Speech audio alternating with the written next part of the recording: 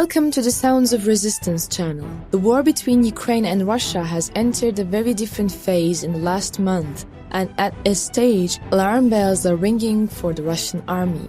While the war between Ukraine and Russia is in the Ukraine's struggle for freedom and survival, for the Russians it is just a source of income and satisfying Putin's ego. The Russians are serving a vile cause, while the Ukrainians are fighting for a noble cause. This huge difference creates heroes that will be talked about for centuries in Ukraine. The Russians are declared the most inferior in the world, and the heroes of the Ukrainians are becoming a worldwide phenomenon. Especially this week, new heroes were born in Ukraine, who bravely defended against the savage attacks of Russia. In a moment, we will examine the details of the Ukrainian heroes solo blowing up Russian war vehicles.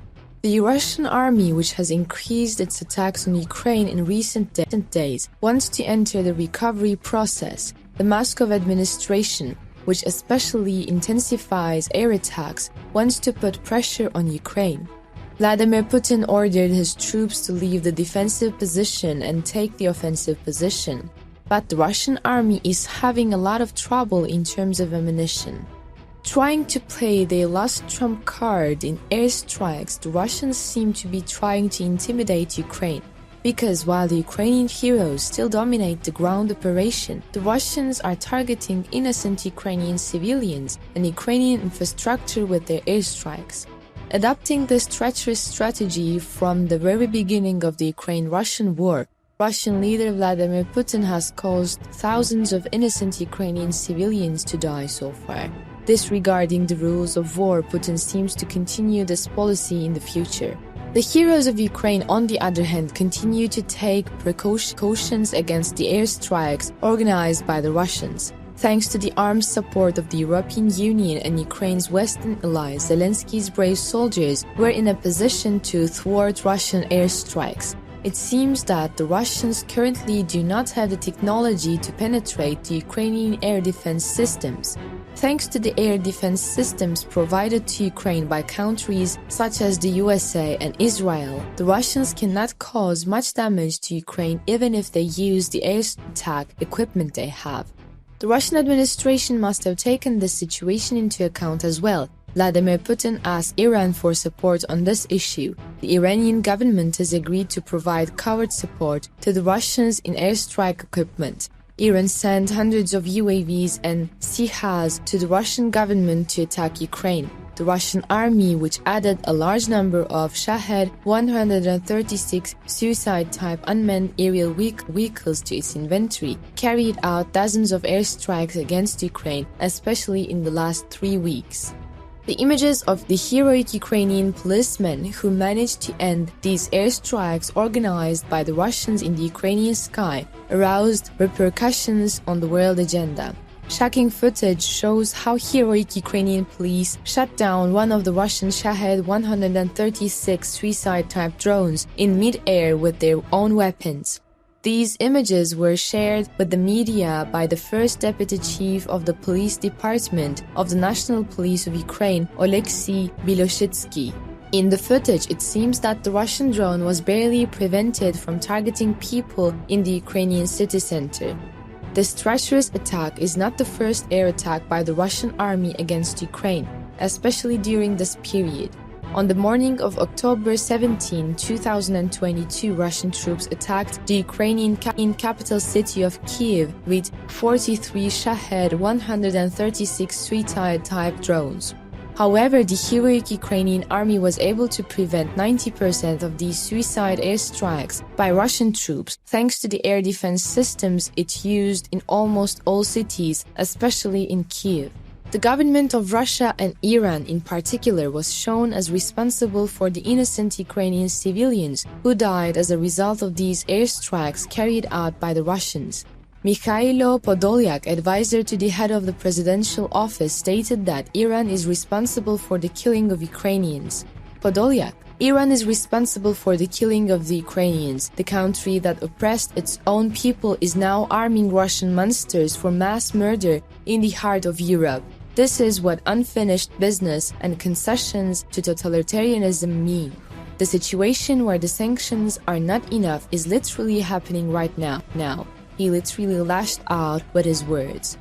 Ukrainian Foreign Minister Dmytro Kuleba called on the European Union to impose sanctions against Iran. The Iranian administration, on the other hand, claims that it still does not provide any weapon support to the Russians. Iranian Foreign Ministry spokesperson Nasser Kanani once again rejected the claims that Iran sent drones to Russia and said, "We do not supply weapons to countries that are parties to the war." Responding to the allegations that flared up after Turkey shut down kamikaze drones, Kanani said, "The news that Iran is sending drones to Russia has political goals. They are spread by Western sources." In a video released recently, Ukrainian President Volodymyr Zelensky stated that the accreditation of Iran's ambassador to Kyiv, Menucher Muradi, will be revoked and the Iranian diplomatic staff in Kiev will be reduced due to the Russian forces' use of Iranian-made drones to attack Ukraine.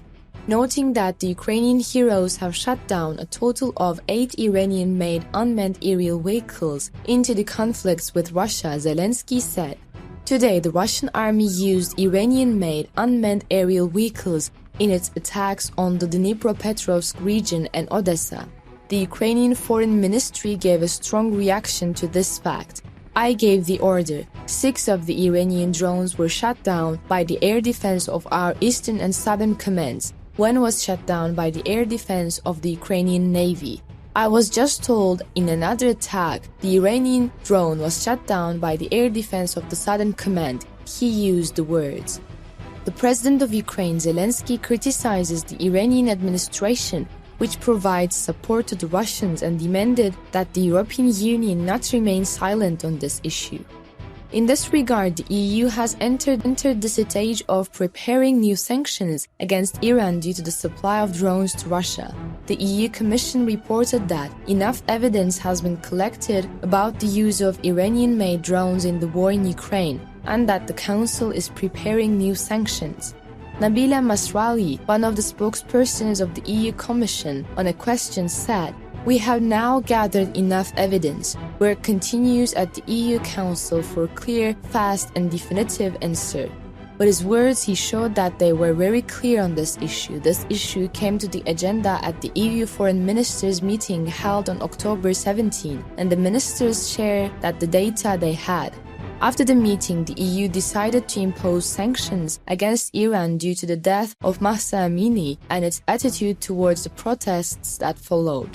Iran has imposed bans on 11 people, including Communications Minister Eiza Zarepur, with travel bans and freezing of their assets. The continuation of such bans and sanctions against Iran will further increase the pressure and power of Ukrainian heroes on Russian troops and will prevent the Russians from targeting innocent Ukrainian civilians. In the last 24 hours, the heroic Ukrainian army has repelled the attacks of invading troops near settlements in the Donetsk region, such as Spirne, Bakhmutske, Bakhmut, Mayorsk, Marinka, Krasnohorivka, Pobedia, and Nevelske. The Russian military, as we have mentioned, is currently quite weak in terms of ground operations or ground attacks, apart from abusive airstrikes. If Iran is prevented from supplying the Russians with airstrike equipment, Russian troops will again start looking for a hole on Ukrainian soil, because the Ukrainian army has trapped Russian troops on almost all Ukrainian fronts. The Russians just want to buy time with these airstrikes, but thanks to the European Union sanctions and the arms support sent to Ukraine, it seems that the Russians will not even have time to win anymore. We will witness together what will happen in the following processes. Thank you for watching us. To be notified of new videos, please do not forget to subscribe to our channel and turn on notifications.